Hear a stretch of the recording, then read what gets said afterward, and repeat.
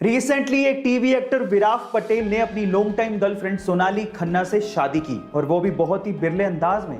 जहां एक और बाकी बहुत से लोग अपनी शादियों में बहुत ज्यादा खर्च करते हैं, वहीं इन दोनों ने अपनी शादी में मात्र 150 रुपए ही खर्च किए। जहां एक और बाकी लोग सोने चांदी या हीरे की अंगूठियां एक्सचेंज करते हैं, वहीं विराट ने सोनाली को रबड़ की अंगूठी पहनाई। अब इसके पीछे की सोच की वजह जान के आपको फक्र महसूस होगा।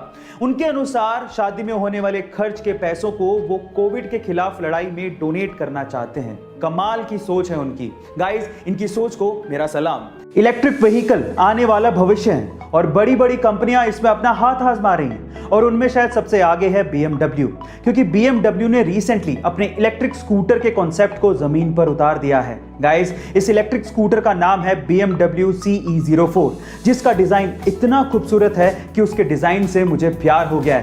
पहली बार इस स्कूटर को देखने के बाद आपको हॉलीवुड के किसी साइंस फिक्शन मूवी के सीन की याद आने लगेगी। गाइस, इसमें नेविगेशन सिस्टम और स्मार्टफोन कनेक्टिविटी के साथ एक बड़ी TFT स्क्रीन स्कूटर पर लगाई गई है। इसकी दमदार बैटरी 4.5 घंटे में चार्ज हो जाती है और एक बार फुल चार्ज होने के बाद इससे आप 130 किलोमीटर तक का सफर तय कर सकते हैं। इसके डिजाइन को देखते हुए ये अंदाजा लगाया जा रहा है कि इसकी कीमत 2 लाख रुपए से शुरू होगी। गाइस, आपको BMW का इलेक्ट्रिक स्कूटर कैसा लगा कमेंट सेक्शन में जरूर लिखिएगा। और एक बार एक बंदा जूता खरीदने के लिए किसी शॉप पे गया। उसे 7 नंबर का जूता खरीदना था और उसे उस शॉप पे एक जूता पसंद भी आ गया, लेकिन जैसे वो काउंटर पे पेमेंट करने के लिए गया, उसे पता लगा कि वो वॉलेट तो घर पे ही भूल गया है। फिर उसने शॉपकीपर से रिक्वेस्ट किया कि आप मुझे जूते दे दो, अगले दिन आके मैं पेमेंट कर दूंगा।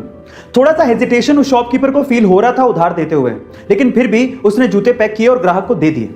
अगले दिन वही ग्राहक वापस से उस शॉप पर आता है और कहता है कि दोनों में से एक जूता 6 नंबर का है, प्लीज आप उसे चेंज कर दो। तो ग्राहक ने माफी मांगते हुए 6 नंबर का जूता चेंज करके उसे 7 नंबर का दे दिया। उस दिन ग्राहक वॉलेट लेके आया था और उसने पेमेंट भी कर दी।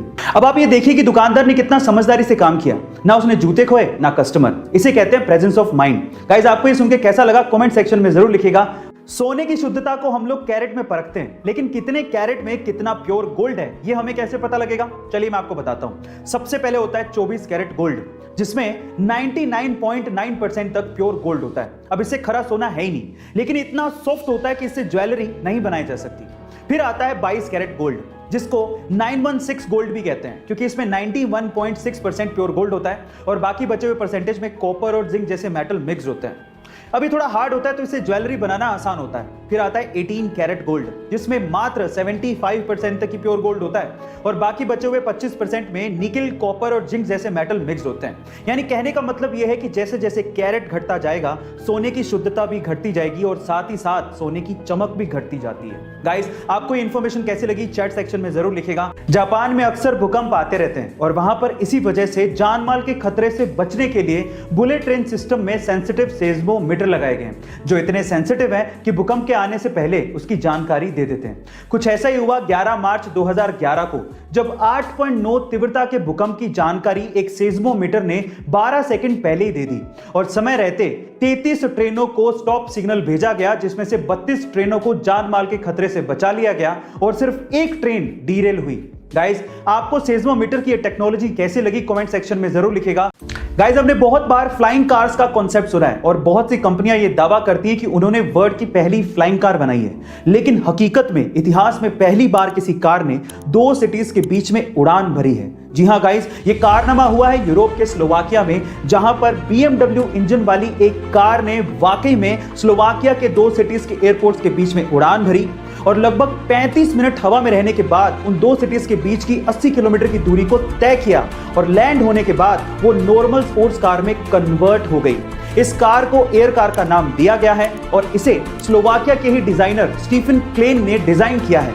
मजे की बात यह है कि इस कार को एक्चुअली नॉर्मल पेट्रोल पंप के फ्यूल से उड़ाया गया था और चलाया भी गया था। तो क्या वाकई में फ्लाइंग कार्स का जमाना आने वाला है? कमेंट सेक्शन में जरूर लिखिएगा और ऐसे अमेजिंग वीडियोस के लिए शेयर, सब्सक्राइब एंड लाइक। मिलते हैं अगली वीडियो में।